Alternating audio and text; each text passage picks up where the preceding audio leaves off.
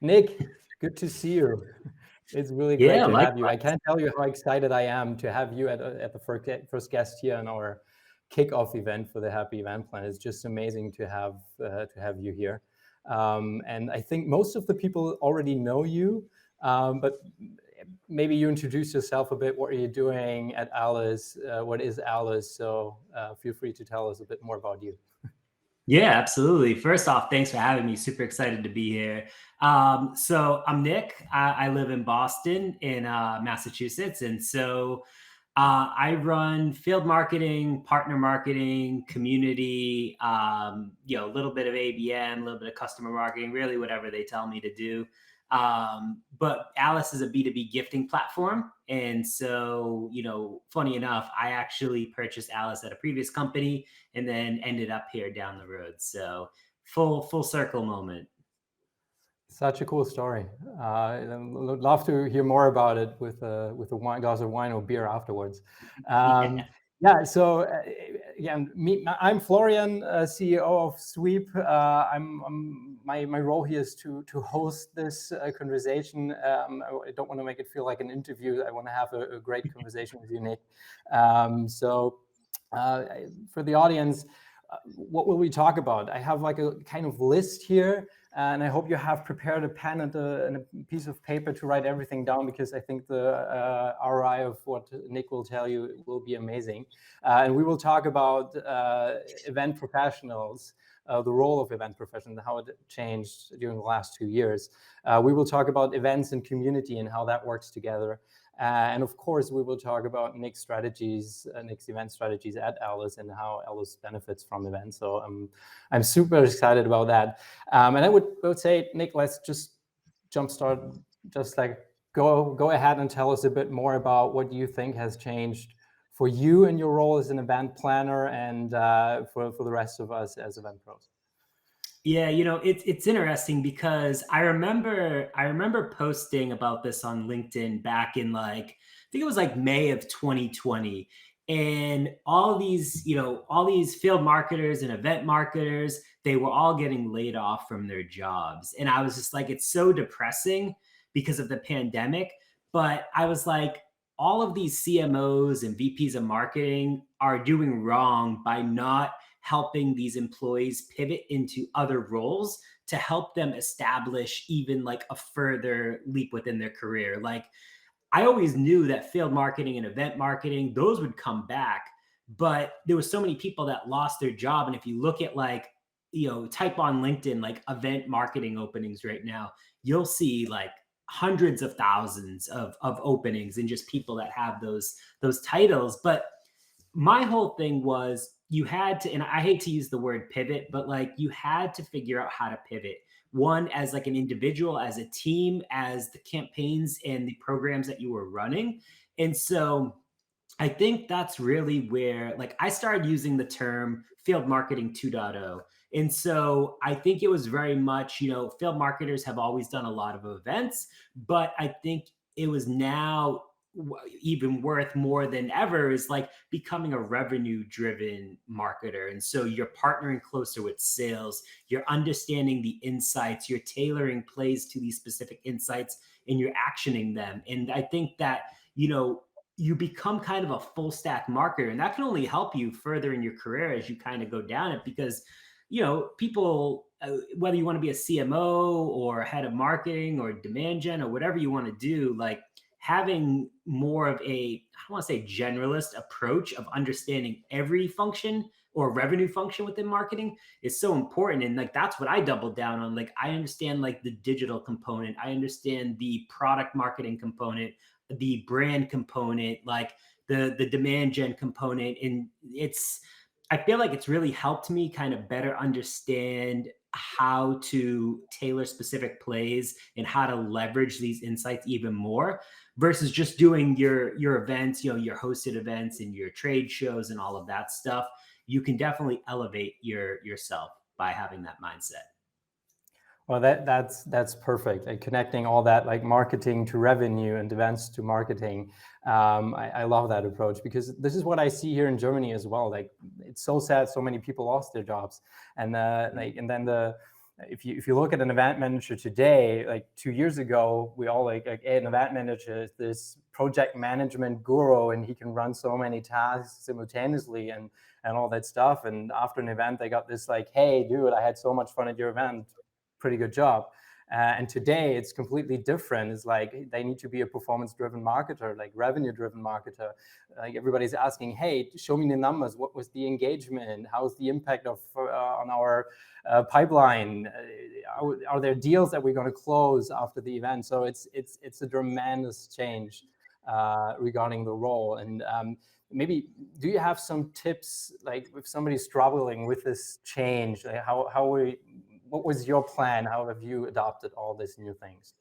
Yeah, so I feel like one thing that I've always been really, really good at, and maybe it was because I was in sales before moving to marketing, is like I always develop relationships with the sales team, like first and foremost. Like that's always super important to me because if you're seen as someone that's on their side, not someone that's in corporate marketing that's jamming stuff down their throat and like ask, ask, ask, but if you're giving, giving, and giving, and then asking for them to do something, it just makes that relationship so much stronger. And I feel like I've always walked a fine line between sales and marketing. And like part of me is like, maybe I'll go back to sales at some point, who knows? But like just being able to have that mindset that relationships drive everything is so important, both internally and externally. And I think that's something that has always helped me because times are always changing. Things change. Hybrid events. You've got virtual. You've got in person. Like there's so much possibility that's out there. But if you're not working with your sales team, then you're in silos, and it goes back to sales and marketing alignment. Like everyone says, "Oh, we've got sales and marketing alignment. We're fine," but I guarantee you there's probably some type of silo within that company at some point. Maybe it's not a large one, maybe it's a smaller one, but there's still silos and relationships between not only sales and marketing, but RevOps, customer success. Like it all plays into that larger strategy that revenue is the end goal. Yeah, makes absolutely sense. I mean, it's like it's one of my tips that I give away all the time. People ask, okay, how can I adapt? What can I do? Is hey, you have to talk more to the other departments within your company. You have to talk at first to to the other marketing teams. Like talk with the content team, talk with the demand gen team, and ask them about what's going on in the market. Listen to the market. Say, hey, what's the best performing ad that we have? What content is really performing, is driving sales? Because this is the foundation to get new ideas, content ideas for events as well. And then talking to the sales team, asking them about, hey, let me listen to the last 7 sales calls that you just had, and let's see what the problem they are talking about. What's their focus right now? So maybe we can give and give by events something to our audience and to our potential customers. And this was a great thing to say. Like this give mindset is something, and it brings us directly to community, because I think this is one of the foundations for every community. Is something really people have to focus on that, and not working in a silo. And event management is not a silo anymore. It's really like a cross-department function, to be honest. And if you do that right, you can really add value, not only to your guests, but also to your company. So that's really great. Coming to events and community, I think those two things are so much connected. So what's your talk about that? Yeah. Yeah. So I feel like community means a lot of different things to different people. And so, you've got internal communities, whether you're creating a customer community within your company, which is, I think, more of a brand-led community play. You've got your third-party sponsorships of communities. Like, for example, at Alice, we sponsor a few communities that we work with. It's like Thursday Night Sales, Women in Sales Club, Peak Community. And so working with them, where we utilize gifting as a way to kind of celebrate the members that are in there, and celebrate different milestones, has been a way that we've been able to kind of have that piece. But it's interesting because I've been in these communities for 2+ years now. I'm in probably 7 or 8 communities. I've actually launched my own community called the Revenue Era with two others. That is a revenue marketing focused community. And so it's definitely, you have that aspect of it, but then just treating, say, LinkedIn as a community as well, because you can create your own community within that piece of it. And hosting events, hosting different types of content, templates, things like that. It all plays into, I think, the value given piece of it. It's like, no one wants to join a community if you're not getting value out of it. So what are you going to give me at the end of the day that's going to want to make me to join, whether it's a free community or a paid community? There has to be some type of value, whether it's the relationships, the networking, the jobs. Say you're looking for a job, like these communities are a great way to do that. And then just leveling yourself up as a marketer, like the events that are being held, you've got, virtual, hybrid, in-person events are coming back now as well. And it's just a great way to network and kind of leverage all of those around you, and figure like you don't have to always be on your own like solo island, especially with everything being mostly remote first now. Yeah, absolutely. This is something, if you see it from a bigger perspective, and you see that huge shift that we have in this kind of buyer expectations, where nobody wants to get sold anymore, and you're not allowed to contact your potential customers directly. They all want to discover everything by themselves. We have this product-led and community-led approach popping up everywhere. And I think events and community especially is for building that trust relationship, to have that social proof of the offering that you have as a company. And if you use events to connect to the people, you can do it in such a great way, to not being salesy, not like only presenting a product, but be there as a person. And I know you love that phrase. We are not living in a world of B2C and B2B anymore. We live in a world where we call it H to H, where people buying from people and people talking to people, and not to companies anymore. So I think definitely events and community is such a great fit, and people talking about community events now, right? It's like 2 years ago, that was a term where like community events, that's just another type of events. No, it's like it's core and everything. And I thought we just saw that little number here flying in to the screen, with 72% of all the event planners planning to incorporate a community strategy in their event strategies.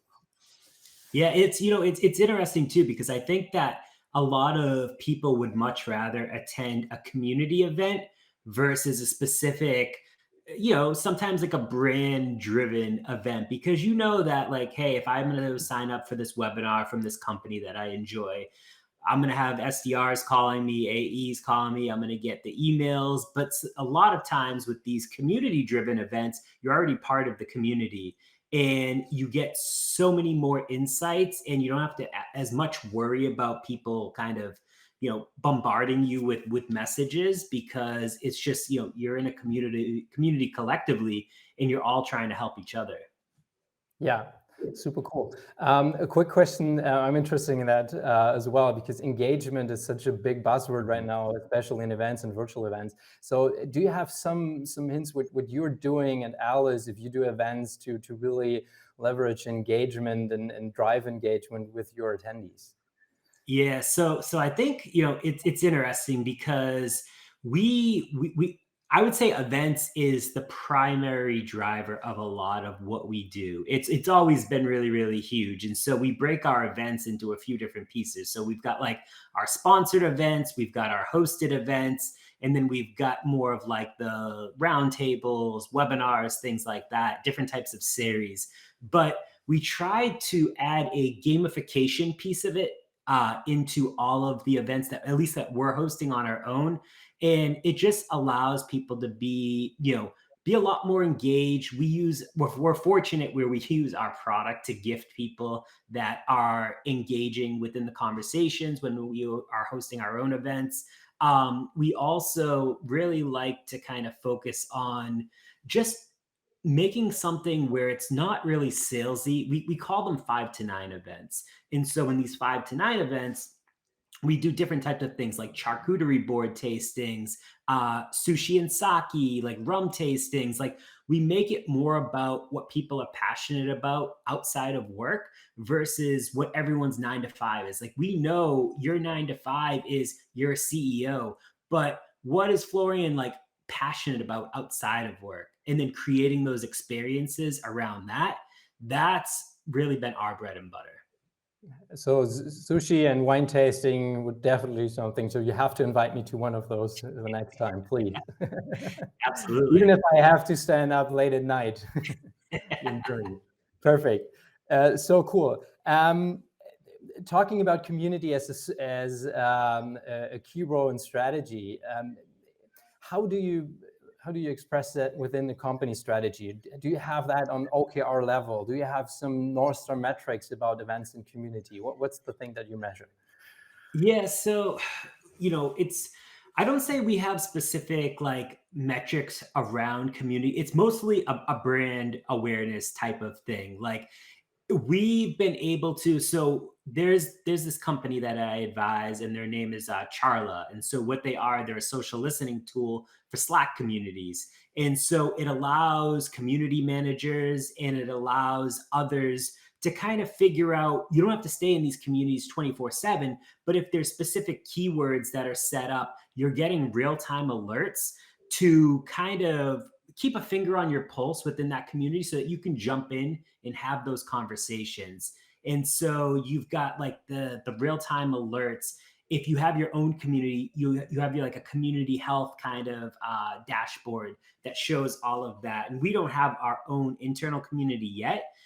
It's all third-party communities currently, but just being able to, we don't pitch it all in these communities. We definitely stay away from that, but we try to add value where we can. And I think that's the important piece. It all comes back to brand and the brand that you portray. I tell people all the time, I post on LinkedIn daily and I've done it for 2 years. And the amount of inbound opportunities that have come to me saying, hey, I love your content. By the way, we're with a competitor right now, but we're about to be up for renewal. I'd love to get a demo. And I'm giving demos myself as a marketer because I'm in the product daily. I am the ICP. And so it makes it a lot easier to jump in there and then showcase back to the leadership team, hey, like these communities are where all our target accounts and our ICPs are. Like we're in that for the brand play, but it's part of the larger surround sound strategy where you're just kind of amplifying everything that's around. And over time, they're just going to see who you are as a person and connect to that human to human again. Yeah, super cool. So like one thing that you would suggest to event planners is from time to time, like switch seats with some other person within your company. I mean, maybe you don't have to do the product demos, but you definitely have to get on the phone and talk to potential customers and see what they're like worrying about, what their pain points, and then you can think about, okay, what's the strategy? How can we help with events? What topics can we address without being salesy and pushing product and that within the event. Exactly. Yeah. And I mean, right now, so I would say anywhere from 5 to 7 prospect calls per week. And then I block off an hour per day where I'm listening to Gong recordings of like, hey, because think about it, like you're getting the exact pain points that all of your prospects and your customers are facing every single day. And if you can then create experiences around those pain points, you're already winning. You're already going to drive additional people to that because you're focusing on pains that they have. Not that you have to sell at the event that you're hosting, but if you can add value to a pain that they're looking to solve, it's going to come back around. And so that's why I join as many calls as possible, because it's just nice to be able to, one, connect with other marketers, but two, like understand what are the things that they're going through, because I'm probably going through the exact same things, and then developing content around that, developing events around that, developing digital components around that, I think are all important. Great. Nick, You already told us some of your event formats, but could you give us a bit more information about the scope of your events? Are you doing more small events? You're planning to do great conferences, bigger conferences, or what's the plan here for 2022? Yeah, so it's funny. We actually in 2021 we did 86 events, I believe Wow. was the number. And that's all of them were virtual except we did the Sixth Sense conference in December of last year, and we did SaaStr, which was in San Francisco area, San Mateo, I believe. And so those were like the two in-person events that we did that were like larger scale. But everything else was mostly, I would say, small to medium. We host our own conference as well every September called Universe. So the whole concept behind that is putting you before me. And so when you put you before me, you create that experience where there's 5 to 9 aspects of it. There's incredible content. And if you don't, with your events, if you don't have a content distribution plan in place, you're already losing as well. Like content distribution, no one, people sign up for events left and right. And I do this all the time where I know I'm not going to attend that specific event time. However, I do want the recording because when I go out for my daily walk, I'm either listening to a podcast or I'm listening to a recap of like an event that I signed up for. And it just, let people listen at their own time and at their own pace. And I think that's incredibly important. And then figure out how you can turn that into additional pieces of content like, video for LinkedIn or YouTube or TikTok. I just started getting on TikTok like 2 days ago where like I'm creating TikToks now for like B2B and just trying to like be funny around things like that. Or like, just different aspects of it. And I think you have to figure that component out. Yeah, that's so cool. Like, I'm always like saying, how is he doing that? I just started on LinkedIn and he's already at TikTok, and I'm really afraid my marketing team tells me, hey, you have to be on TikTok as well in the future. But it's really cool. Okay, to wrap that up a bit, is you're planning for a lot of smaller events. You have that bigger events as well, but like most of it is smaller, has a smaller scope. And I think this is something that we will definitely see in 2022 in strategies, like focusing on smaller, more targeted events. Don't always go for the big ones. Don't always do bigger, but like be more precise and really talk to a specific audience with a specific topic with content that is really valuable for them. And then all of a sudden, the whole setup is not it's not so much work anymore. The efforts are not so high to do a small event. We all know that. Like if you focus on one format, especially, so if you do it in a virtual event only, you have to take care about the content first, but this is the baseline for everything. And then the setup, like, kind of is done with less effort, and then is really valuable for all of us. And the other thing that while you're talking, was thinking about yesterday. My coach told me that he didn't sign up to the event because it's not at the time where he was able to attend. And I told him, well, yeah, sign up anyways, because then you get, after the event, you get the email, you get the recording, so you can you can consume the content at any time if you want to. And that made me think about, like, well, maybe we should focus on different stats. We should focus on different KPIs now, especially in a virtual world. I remember 2 years ago, everybody was talking about no-show rate. And I think in virtual events, no-show rate isn't a good KPI anymore. You should definitely, it's the number of registration, and you should track engagement, but not only engagement during the event. You should track engagement with all your event content, especially after event, because as you said, like, I sign up to an event, I can't attend live, but then I download the recording and listen to it 2 or 3 days later.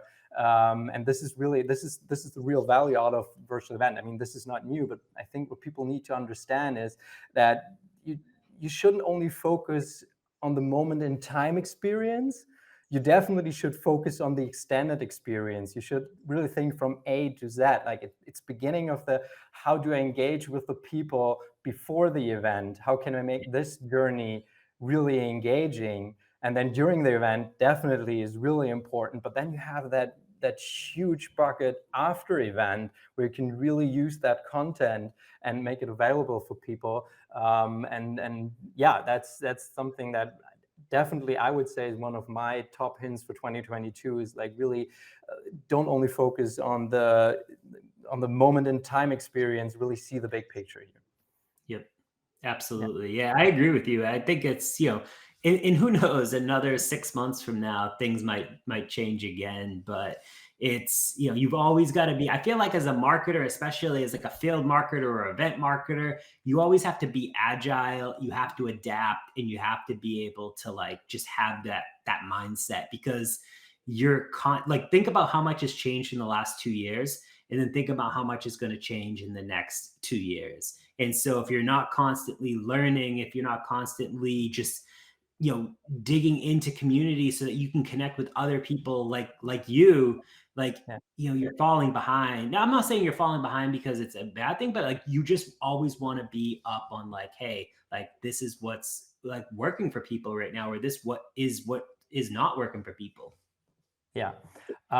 One question, are you focusing more on in-person or on virtual events in 2022? What's your Yeah, strategy? it's definitely virtual. Possibly at least for the first, I would say first half of the year.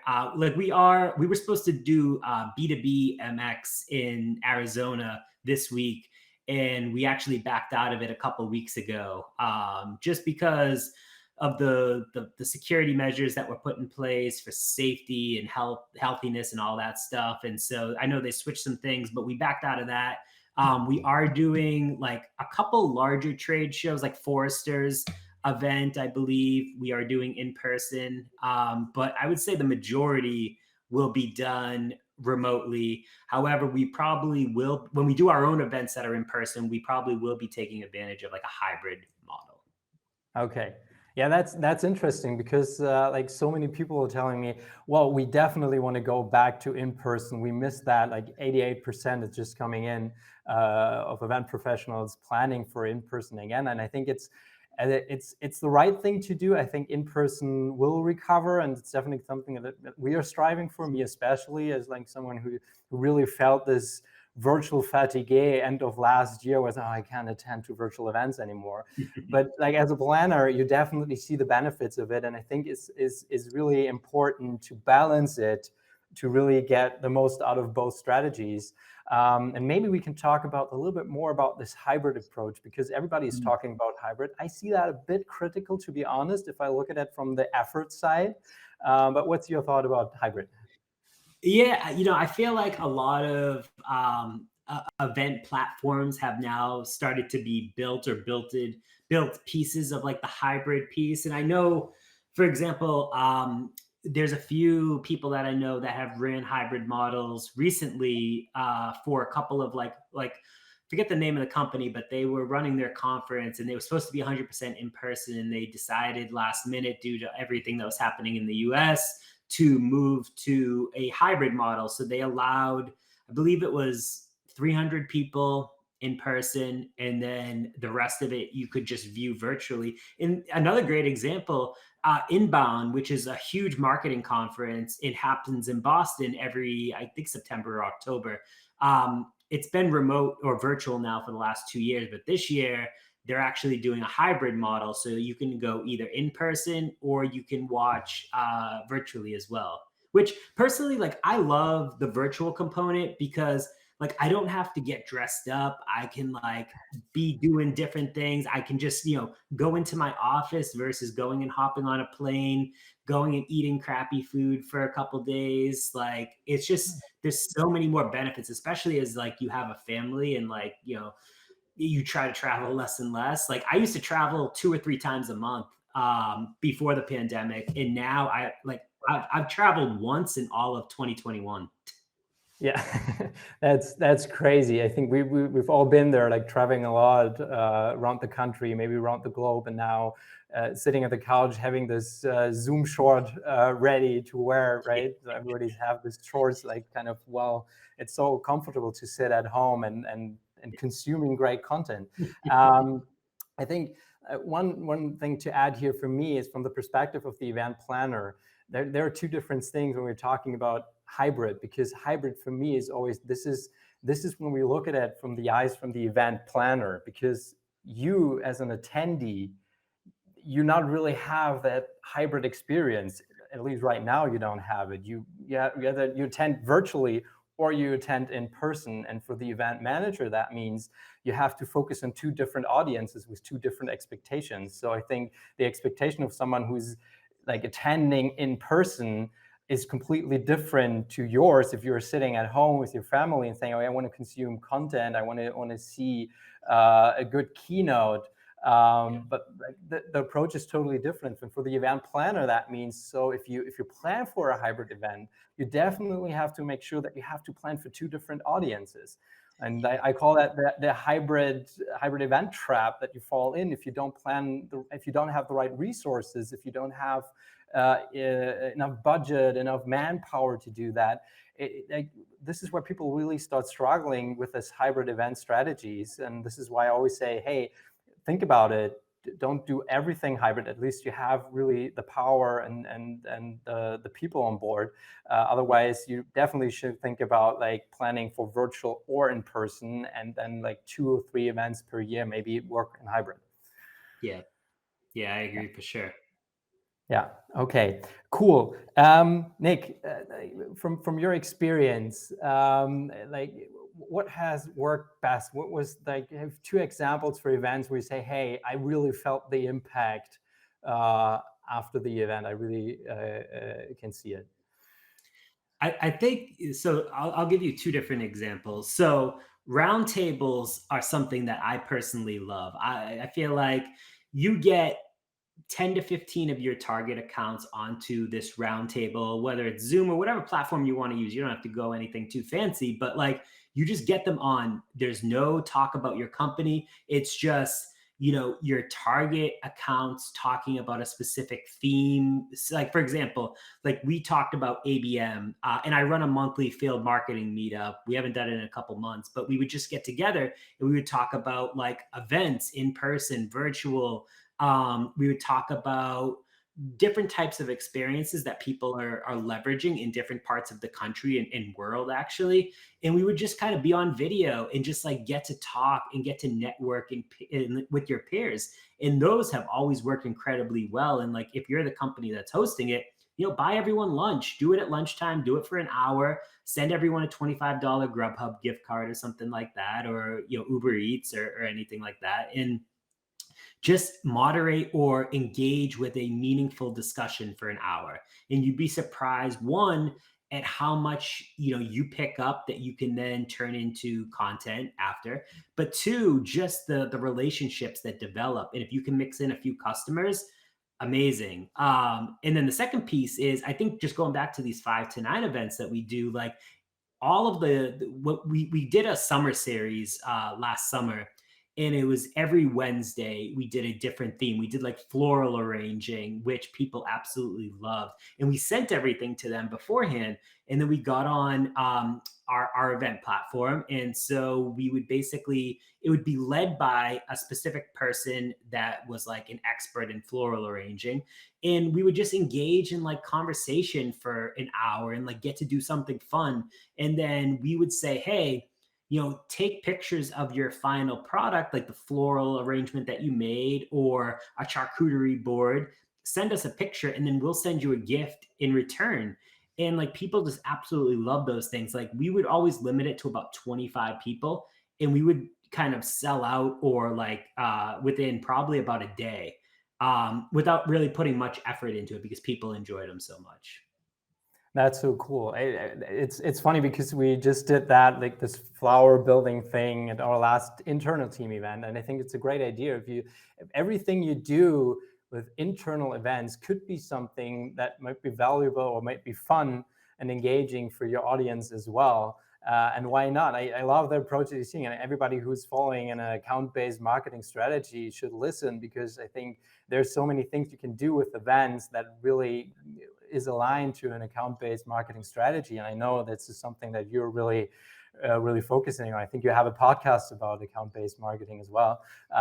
So like inviting special accounts, look at your pipeline, see, okay, what are the deals that I want to influence throughout an event, and then invite those people and have a good time with them. and you will see such a great impact on everything like coming after the event. That's really amazing. Yep, absolutely. Yeah. Pretty cool. Is there something that you said no to in 2022 when it comes to event, where you say, hey, this is definitely something that we don't do this year? I don't know if there's anything that we say no to. We're always open to exploring additional options, especially things that are outside the box. Like, we love to try to think, what can we do to elevate experiences that not everyone else is already doing? But I don't think there's anything specific that we would say no to. We do try to limit the like trade shows that we do, just because, and I mean, I have my own thoughts on trade shows that I don't think there's value from them.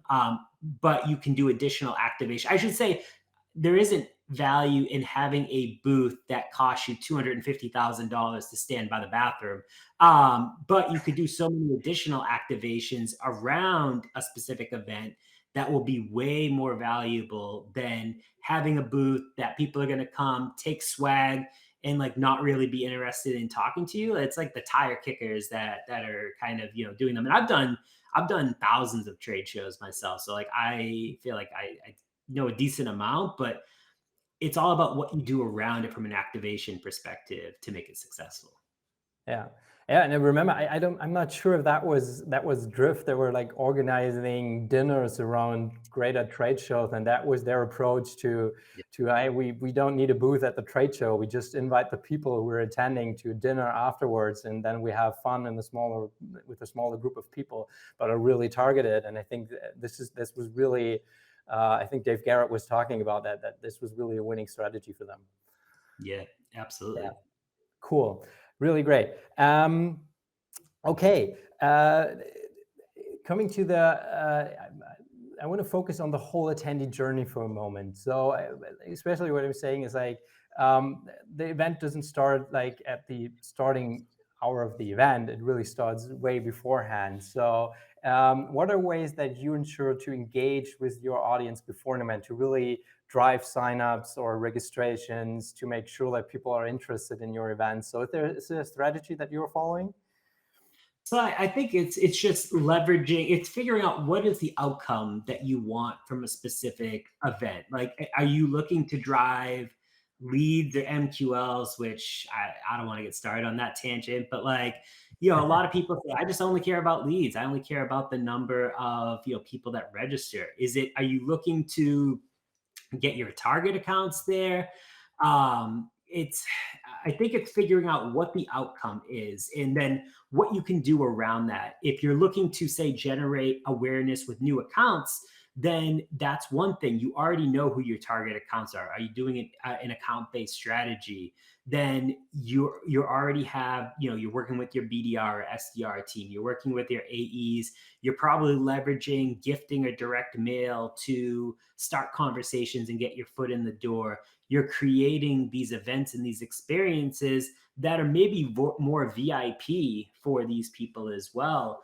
And so I think it's figuring out what are the outcomes that you want to do and define your objectives that you're looking to create from these specific events, because they're not cheap. And you could just do tons of events, but the ROI that you get from them is terrible if you don't have a specific plan in place. So the pre-plan is definitely a big component.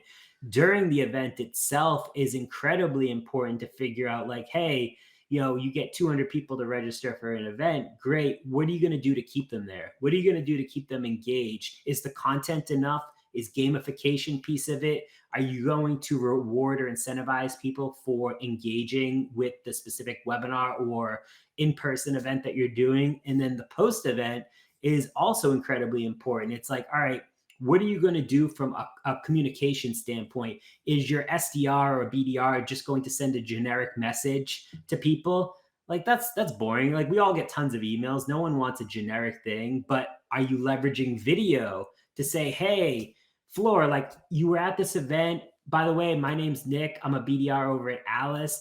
I just wanted to say that, like, I think my favorite part was when you broke down XYZ.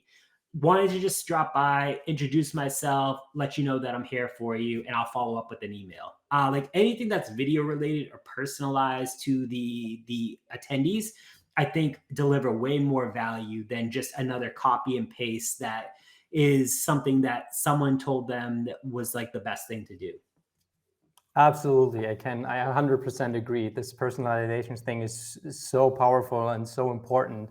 And I think like it all comes back to that like change of mindset from being an event professional, being an event planner to be a marketer, to be honest, because all we are talking about is we have seen that in the last decade for all the other marketing departments, all the other marketing functions is like, well, first of all, we have to digitize things, we have to automate things. Then if we figured out that, when we figured out that, then we were always talking about personalization and sending the right message at the right time. And now it's like where that is getting really complicated because we are like overwhelmed by the amount of emails and outreach that we receive every day. Now it's events, right? Now it's events with maybe one of the top marketing channels, and we're talking about the same thing. So we can learn from our friends at the demand gen team and all of these. Like, hey, what was your strategies? And we can adopt them and do it in events as well.